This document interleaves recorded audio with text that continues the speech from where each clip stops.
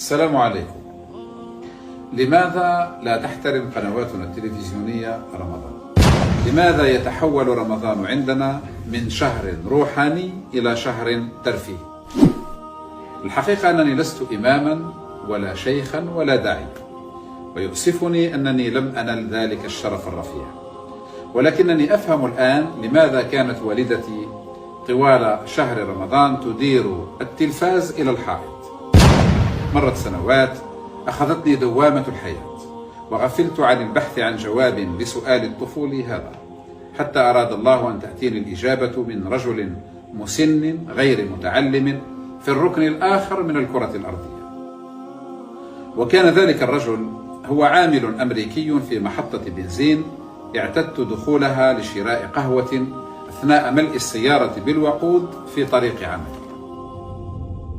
في اليوم الذي يسبق عيد ميلاد المسيح دخلت لشراء القهوة، وكنت حديث عهد بقوانين أمريكا، فسألته: لماذا تضع أقفالا على هذه الثلاجة؟ فأجابني: هذه ثلاجة الخمور، وقوانين الولاية تمنع بيع الخمور في ليلة يوم ميلاد المسيح. نظرت إليه مندهشا وسألته: أليست أمريكا دولة علمانية؟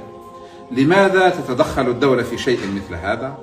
فقال الرجل: الاحترام، يجب على الجميع احترام ميلاد المسيح وعدم شرب الخمر في ذلك اليوم حتى وإن لم يكن متدينا. إذا فقد المجتمع الاحترام فقدنا كل شيء. الاحترام. ظلت هذه الكلمة تدور في ذهني لأيام وأيام بعد ذلك اليوم. فالخمر غير محرمة عن الكثير من المسيحيين في أمريكا، ولكن المسألة ليست مسألة حلال أو حرام، إنها مسألة احترام. فهم ينظرون ليوم ميلاد المسيح كضيف يزورهم كل سنة، يذكرهم بميلاد سيدنا عيسى عليه السلام، وليس من الاحترام السكر في معية ذلك الضيف.